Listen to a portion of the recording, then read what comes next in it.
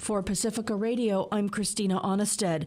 Israel continues to widen its war in Gaza, hitting the furthest southern city of Rafah twice overnight as aid agencies and residents continue to say nowhere is safe in the besieged territory.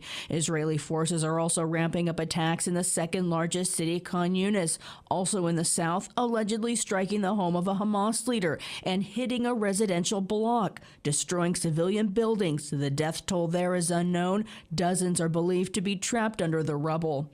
The United Nations says 1.87 million people, more than 80% of Gaza's population, has been driven from their homes since the start of Israel's war on Hamas, triggered by the deadly October 7th Hamas assault in southern Israel. Gaza's health ministry says the death toll has surpassed 16,200.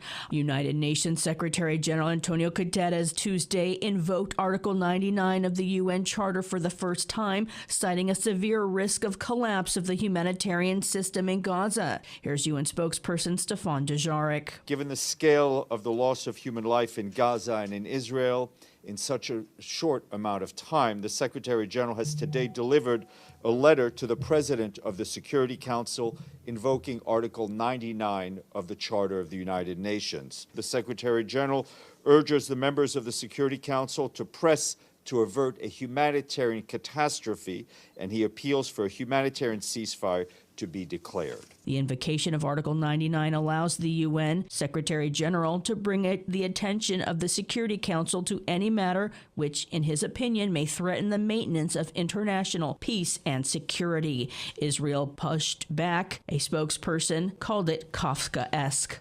2 mass shootings in the U.S. within 24 hours. 6 people were killed in Texas Tuesday, including the suspect's parents. The suspect is in custody. 4 people were found dead in 2 homes in Austin and 2 others in San Antonio. That led to Senate leader Democrat Chuck Schumer to call for a vote on an assault weapons ban. Here's Senator Schumer, Elizabeth Warren. The scourge of gun violence in America is a national crisis. The American people are sick and tired of enduring one mass shooting after another.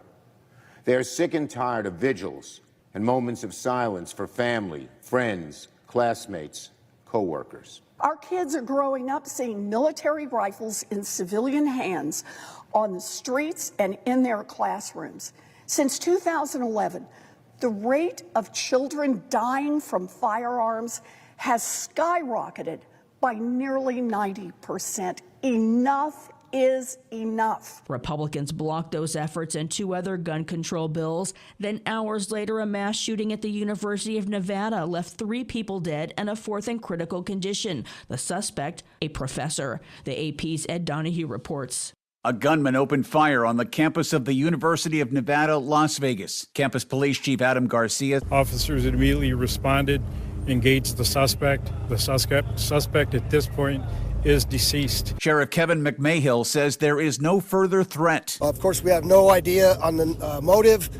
There are a number of victims that have been transported to area hospitals. This UNLV student, a junior named Matthew, was nearby. His reaction to the shooting? Sadness that this is happening, but happiness that they've gotten here so fast. The UNLV campus is just 3 miles from the Mandalay Bay Casino. 60 people were killed in a mass shooting there in 2017. I'm Ed Donahue. The Gun Violence Archives reports 632 mass shootings in the U.S. so far this year, nearing a record year. 39 of them were mass murders.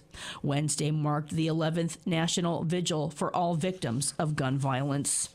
Senate Republicans blocked President Joe Biden's aid request for Ukraine and Israel Tuesday, despite a plea from the president. Christopher Martinez reports. President Joe Biden took to the podium to call on Congress to pass his supplemental aid request.